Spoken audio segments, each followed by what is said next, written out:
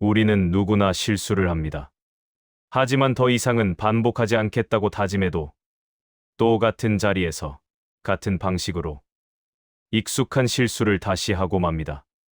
왜 그럴까요? 왜 우리는 똑같은 후회를 반복하고 같은 패턴 속을 맴도는 걸까요? 사람은 경험으로 배우는 존재라고 하지만 사실은 감정으로 움직이는 존재입니다. 머리로는 알고 있지만 마음이 따라오지 않으면 우리는 같은 행동을 반복합니다. 예를 들어, 이제는 화내지 말아야지라고 다짐해도 어떤 말 한마디에 금세 감정이 불붙고 다시는 무리하지 말아야지라고 생각해도 누군가의 부탁에 또 무리하게 되고 이 사람에게 너무 기대지 말아야지라고 마음먹어도 외로움이 찾아오면 다시 손을 내밀고 맙니다. 이 모든 것은 의지가 부족해서가 아니라 감정의 기억이 행동의 기억보다 훨씬 강하기 때문입니다. 우리가 실수를 반복하는 가장 큰 이유는 과거의 감정이 그 자리에 그대로 남아있기 때문입니다.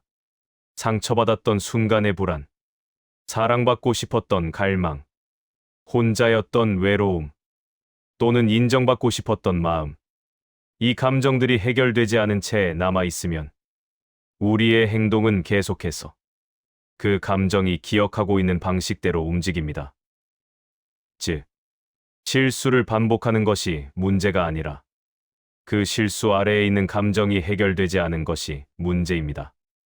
우리가 화를 반복적으로 내는 이유는 화를 잘 내서가 아니라 속에 쌓인 억울함이나 슬픔이 다 풀리지 않았기 때문이고, 같은 사람에게 반복해서 상처받는 이유는 그 사람에게서 이해받고 싶다는 바람이 아직 남아있기 때문입니다. 그리고 우리는 익숙함을 선택하는 존재입니다. 익숙한 방식은 틀린 방식이라도 편안하게 느껴집니다. 새로운 방식은 맞는 방식이라도 두렵습니다. 그래서 우리는 변화보다 습관을 선택하고 새로운 길보다 아는 길을 선택합니다. 사실 우리는 새로운 실수를 하는 것이 아니라 익숙한 감정을 다시 경험하는 것인지도 모릅니다. 그렇다면 실수를 반복하지 않기 위해서는 어떻게 해야 할까요? 많은 사람들은 더 노력해야 한다, 더 강해져야 한다고 말하지만 사실 필요한 것은 힘이 아니라 인식입니다. 내가 왜 이 행동을 반복하는지, 그 감정이 어디에서 왔는지 조용히 들여다보는 것. 예를 들어, 왜 나는 또 이 말을 했을까? 라고 자책하기보다 그 말 뒤에 어떤 감정이 있었을까? 라고 묻는 것입니다. 우리는 보통 행동만 고치려고 합니다. 하지만 행동은 감정이라는 뿌리에서 자라난 가지입니다.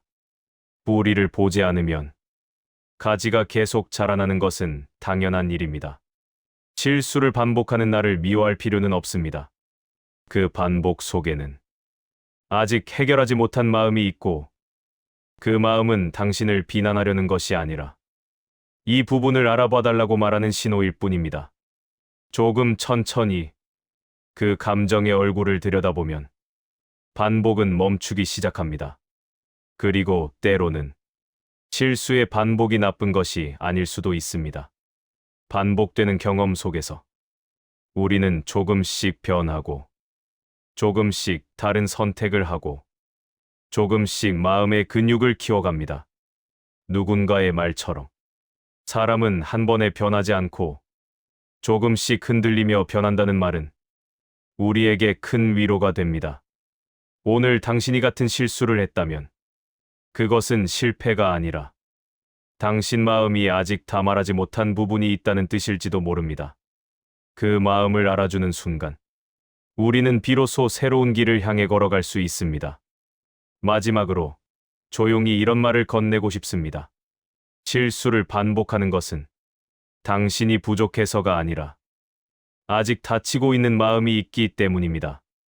그 마음을 이해하는 순간 반복의 고리는 조금씩 느슨해지고 당신의 삶은 더 부드럽게 흘러가게 될 것입니다.